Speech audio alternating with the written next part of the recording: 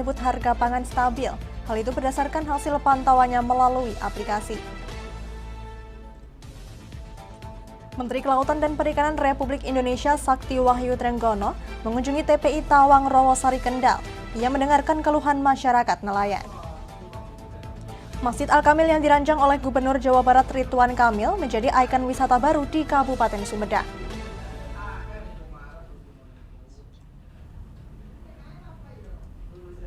Selamat sore pemirsa, selama 30 menit ke depan kami akan menemani Anda bersama saya Amanda Soraya. Inilah kabar Indonesia.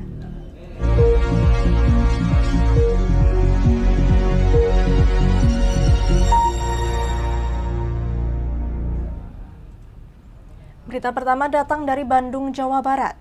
PT Mahakarya Berkah Madani atau MBM yang bergerak dalam bisnis madu kelanjang menepis tudingan telah menggelapkan dana mitra yang dituduhkan oleh 2 orang oknum pegawai berinisial SP dan NRD. Bahkan kini pihak MBM telah mempidanakan keduanya yang diketahui merugikan perusahaan senilai 2,5 miliar rupiah. Kebocoran terjadi itu adalah di level PT Mahakarya Berkah Madani atau MBM Regional 2 Bandung menggelar konferensi pers terkait tudingan 2 orang oknum karyawannya dengan tuduhan penggelapan uang mitra. Kepala Area Manajer PT MBM Regional 2 Bandung menjelaskan bahwa pihaknya diadukan secara perdata telah melakukan kecurangan dengan tidak membayarkan kewajibannya, padahal aduan yang dilayangkan oleh oknum SP dan NRD tersebut tidak benar. Diketahui SB dan NRD manipulasi data bahwa telah banyak mitra yang bergabung, sehingga mewajibkan perusahaan untuk membayar keuntungan pada tiap mitra dari produk hasil panen madu kelanjang. Namun setelah dilakukan audit ternyata data tersebut fiktif dan keuntungan masuk ke kantong pribadi kedua oknum tersebut. Modus yang dilakukan oleh SB yaitu mengajukan panen secara berulang-ulang dan tidak sesuai dengan SOP. SB juga melakukan pembelian new order atas nama mitra yang diduga fiktif dan diduga menggunakan uang perusahaan yang ditambung di rekening SB. Atas kejadian ini, pihak PT Mahakarya Berkah Madani sudah melaporkannya ke polisi dan kasusnya sudah P21. Kalau estimasi kemarin kita audit itu kurang lebih di angka 2, miliar yang sudah diambil sama saudara Pak Epul sama Nur Indahwati. Selain kerugian materi, konsumen atau apa? Konsumen pun sangat kerugian dikarenakan ada beberapa uang mitra ataupun uang konsumen itu yang tidak masuk ke perusahaan sehingga perusahaan pun harus mengembalikan terhadap mitra-mitra kami. Berapa nih? Itu kurang lebih di angka 1,6 miliar. Gitu, itu mungkin memang sangat fantastis, Pak. Itu luar biasa, dengan kurun waktu 1 tahun bisa mengambil uang perusahaan sama uang mitra itu di angka 4 miliar. Bukti yang telah kita sampaikan itu udah semua jelas bahwa beliau yang sudah jelas ada kesalahan gitu ya. Mungkin bahkan kemarin juga udah dibantu juga dengan Pak Umar juga selaku lawyer dari PT MBM untuk menjelaskan dan untuk mendampingi dari pihak MBM untuk menjadikan proses ini ke pengadilan. Pak, MBM ini bergerak di bidang apa, Pak? MBM ini bergerak di budidaya ternak lebah kelanceng. Dan alhamdulillah kita kerjasama dengan masyarakat setempat. Dan alhamdulillah juga kita udah memiliki 6 cabang, dari mulai Pulau Jawa sampai Pulau Sumatera, itu semua kami ada. Dan alhamdulillah sampai saat ini kita tidak ada permasalahan sedikit pun. Hasilnya sudah berapa banyak produk? Kalau untuk produknya kita ada jenis madu mungkin ya, itu kurang lebih ada 12 madu varian. Dan termasuk kayak sabun, sampo, skincare itu udah dipasarkan di beberapa wilayah. Sementara itu, kuasa hukum PT MBM mengatakan SB yang sebelumnya merupakan kepala cabang PT MBM Bandung ini meraup keuntungan pribadi. Pihaknya mempunyai beberapa bukti adanya tuduhan transaksi buta kepada mitranya. Di antaranya bukti transfer transaksi panen dari PT MBM kepada SP dan NRD, lalu catatan audit internal berupa temuan yang dilakukan oleh SP dan NRD, serta laporan kepolisian ke Polres Cimahi terkait dugaan penggelapan dalam jabatan yang dilakukan SP dan NRD. Atas nama anak kandungnya sendiri dengan admin.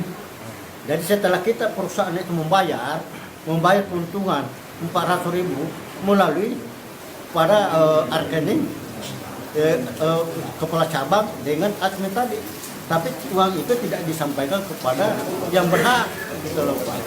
Perusahaan gitu Nah, loh. sekarang proses hukumnya sudah sejauh mana Pak? Hari Selasa besok akan melakukan pihak dari kami untuk melakukan saksi.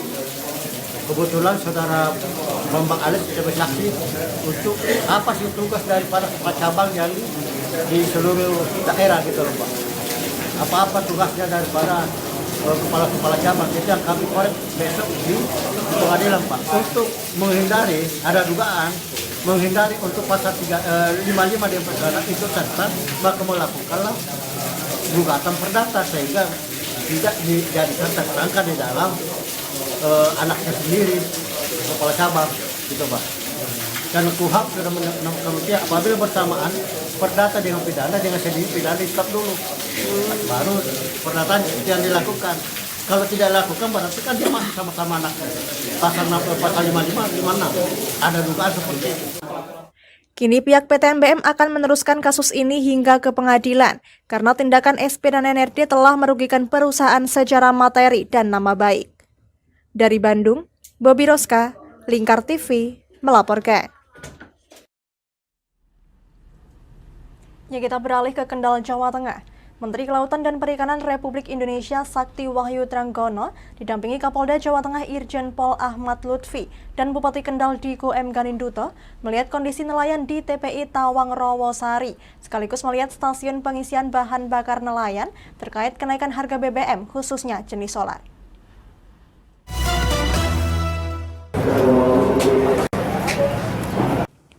Kunjungan Menteri Kelautan dan Perikanan Republik Indonesia selain melihat kondisi nelayan di TPI Tawang, Kecamatan Rawasari, Kendal, Jawa Tengah, juga melihat di SPBN Tawang yang ternyata pada hari Sabtu dan Minggu tutup karena pasokan dari Pertamina dikurangi.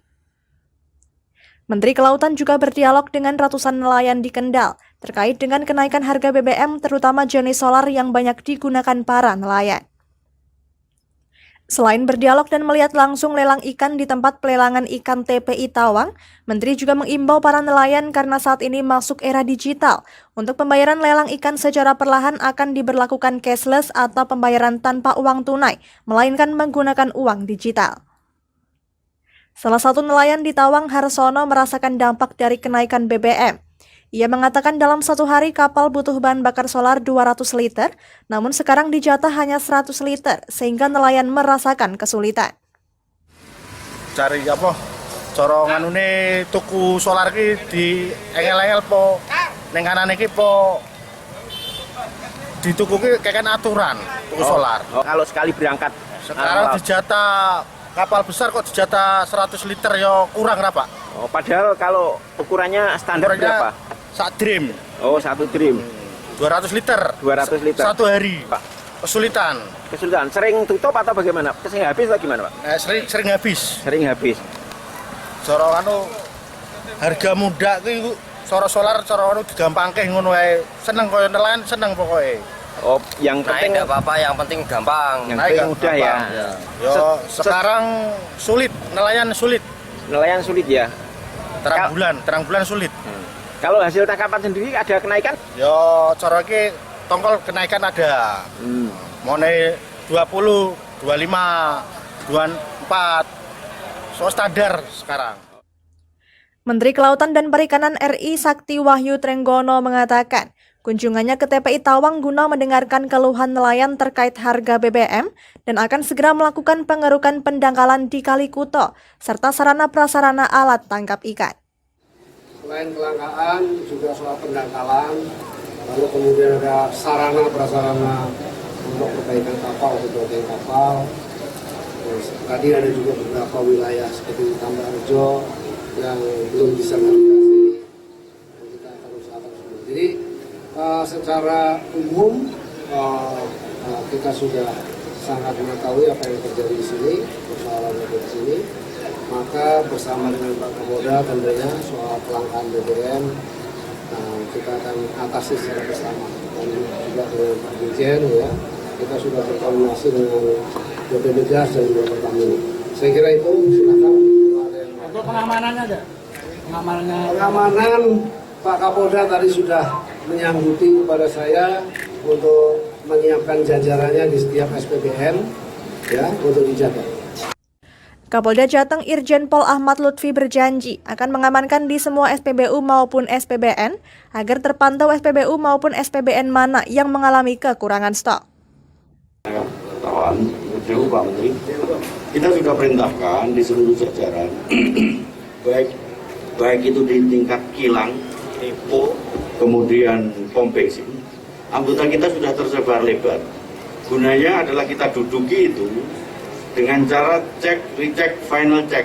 Apakah di SPBU itu kekurangan, apakah di SPBU itu ada supply-nya berlebihan, atau di SPBU itu ada masyarakat yang bermain-main. Jadi ini semua secara komprehensif kita lakukan secara bersama-sama, sehingga pada saatnya nanti tidak ada wilayah kita yang mempunyai suatu problem terkait BBM.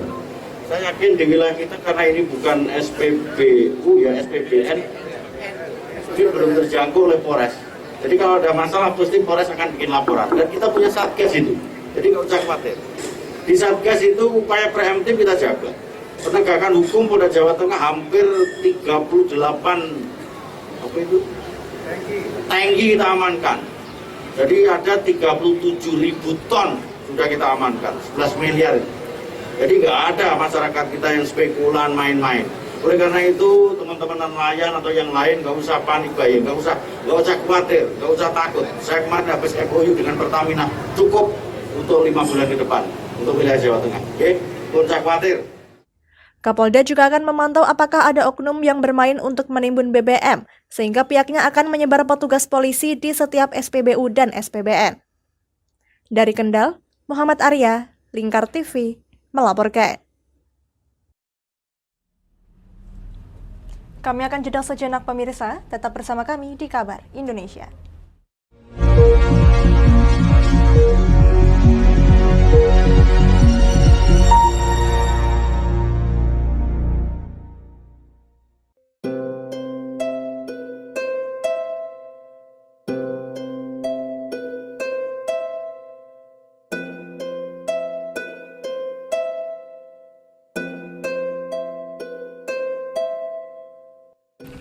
Wah iki yo siaran TV wah apik temenan. Filme cocok karo suasanane. Elah. Boleh bro ngene iki awan-awan kok. Iki lho nonton TV, Kang. Wah kenal nedan kowe wong kenang delok HP kok delok TV piye? Wah kurang update kowe iki, Kang. Lho maksudnya piye kok ngarane aku update tuh? Iki lho deloken, aku nonton TV tenan. Kok kira nonton HP? Wong delok HP ngono kenal nedan apa iki. Iki lho delok siarane. Lho, kok iso ya? Yo TV apa? Jenenge Lingkar TV, Kang. Saiki erane TV kok ngene iki. Kok Lingkar TV nek dia awak dhewe panggone iso nonton TV lewat HP. Kok ngene iki. Ana film-film ngene iku ya? Iya, filme apik-apik kaya ngene iki. Awak dhewe nek sawah leren mbut gawe iso leren ndelok film-film ngene iki. Padha iso ngene iku. Iso, ora ketinggalan karo cah-cah kae. Duh. HP ku kok ora iso tak nggo ngono piye carane iki? Ki lho Rip, tak doi carane. Piye? Kowe buka Play Store. Play Store, Mas. Yo iku pokoke. Play Store apa? Ketik Lingkar TV. Engko lek wis ngono, klik install. Nah, engko wis ana metu menune Lingkar TV karek ndelok siaran apa ae. Film-filme apik-apik. Berarti film channel Lingkar TV metu nang kene kabeh ra? Iso. Filme wah cocok karo suasana cara didelok ngene. Oh, wis iki iso iki. Iya metu kabeh ngene TV wah. Iya. Kondiange ya. Mangkane Lingkar TV filme apik-apik kabeh. Iya, aku ngene kok. Lagi reti iki aku malah. Sekolo ana bocah-bocah ajak delok. Heeh, ben seru nang kene ya, Wan. Wabek. Rene lo. Tak deloki apik-apik ana film jos iki.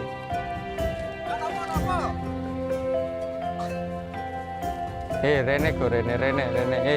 Oh iki lho tak deloki film nang Lingkar TV. Solutif dan terpercaya. Tonton siaran Lingkar TV melalui aplikasi Lingkar TV di Play Store. Dengan cara ketik Lingkar TV di pencarian Play Store, kemudian tekan install. Mudah bukan? Nikmati tayangan-tayangan menarik dari Lingkar TV kapanpun dan dimanapun Anda berada. Tinggal tekan menu Lingkar TV di HP Anda dan selamat menonton!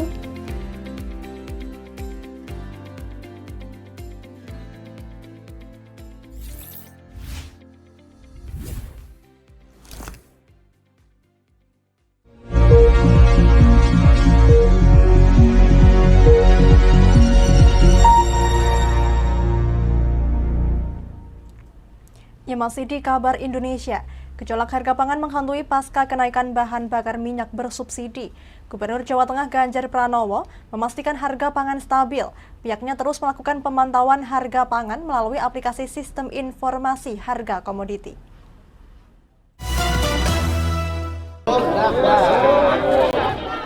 Ditemui setelah membuka acara Pekan Seni Budaya di Boyolali, Gubernur Jawa Tengah Ganjar Pranowo mengatakan hingga saat ini harga pangan dan stok yang ada masih dalam kondisi stabil.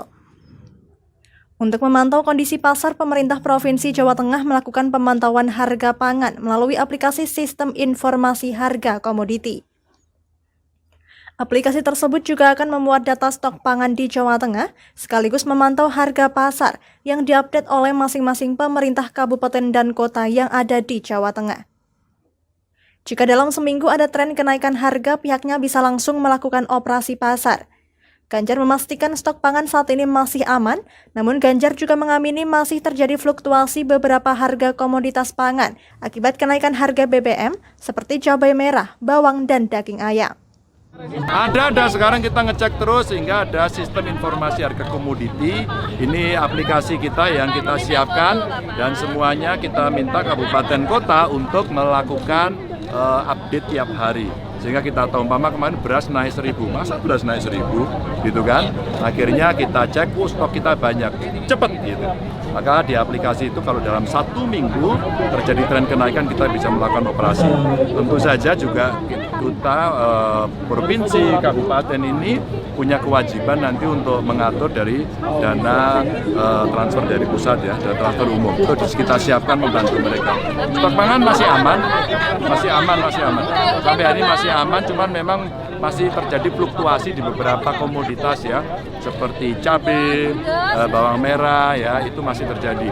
Ada kemarin daging ayam ras, terus kemudian telur. Maka kalau indikator-indikator itu muncul, segera di hulunya kita cari agar kita bisa memberikan pasokan. Apakah nanti dari subsidi transportasinya, bagaimana terkait dengan harganya atau operasi pasar ya. Sebelumnya, Ganjar menggelontarkan bantuan 60 miliar rupiah yang diambil dari 2% dana transfer umum atau DTU. Bantuan tersebut diberikan untuk masyarakat terdampak penyesuaian harga BBM seperti nelayan, petani, sopir angkot, dan pengemudi ojek. Adapun rincian yang diberikan untuk pengemudi angkot dan ojek yakni bantuan sosial untuk 4.224 pengemudi angkot dan 17.000 driver ojek online sebesar 12,7 miliar rupiah. Dari Boyolali, Irfan Agusta, Lingkar TV, melaporkan. Ya, Kabupaten Sumedang memiliki masjid yang keren dibangun di kawasan Waduk, Jati Gede. Masjid Al-Kamil tersebut memiliki tampilan seperti bunga teratai yang sedang mekar. Selain sebagai tempat beribadah, Masjid Al-Kamil rancangan Gubernur Jawa Barat Ridwan Kamil ini menjadi ikon wisata baru di Kabupaten Sumedang. Inilah tampilan Masjid Al-Kamil yang berdiri megah di kawasan Waduk, Jati Gede, tepatnya di Desa Jemah, Kecamatan Jati Gede, Kabupaten Sumedang, Jawa Barat. Dilihat dari tampilannya, masjid ini menyerupai bunga teratai yang sedang mekar. Masjid yang dirancang oleh Gubernur Jawa Barat Ridwan Kamil ini bernuansa putih dan mengesankan kesejukan di dalamnya. Warga masyarakat yang datang terlihat takjub atas kemegahan masjid ini. Mereka pun langsung mengambil tempat untuk melaksanakan ibadah sholat. Masjid Al-Kamil ini ditunjang oleh indahnya pemandangan di kawasan masjid yang menghadap langsung perairan Jati Gede. Masjid Al-Kamil yang kami idam-idamkan sudah bisa dimanfaatkan penggunaannya ini. Penggunaan perdana di sholat Jumat, Masjid Al-Kamil dipakai hari ini, dan nanti peresmiannya oleh Pak Gubernur di akhir tahun. Terima kasih Pak Gubernur atas bantuannya untuk Sumedang ini, dan menjadi ikon bagi Sumedang. Kita akan makmurkan, kita akan rawat, akan jaga, dan tentunya wisatanya akan kami kembangkan. Mohon doa dan dukungan dari semuanya. Pak, progresnya seperti apa Pak? Sekarang udah berapa persen Pak? Karena dirakit ya untuk kujangnya, jadi tinggal dipasang. Jadi nanti kalau progres lebih baik ke teknis ya ditanyakannya, cuma kita bisa dapatkan secara umum sedang dirakit si kujangnya. Nanti begitu ini beres tinggal dipasangkan kujangnya ke atas. Rencananya Masjid Al-Kamil ini akan dipasangi kujang sepasang dan diresmikan langsung oleh Gubernur Jawa Barat. Dari Sumedang, Bobi Roska, Lingkar TV, melaporkan. Demikian kabar Indonesia. Saya Amanda Soraya dan seluruh kru yang bertugas pamit dari hadapan Anda. Terima kasih dan sampai jumpa.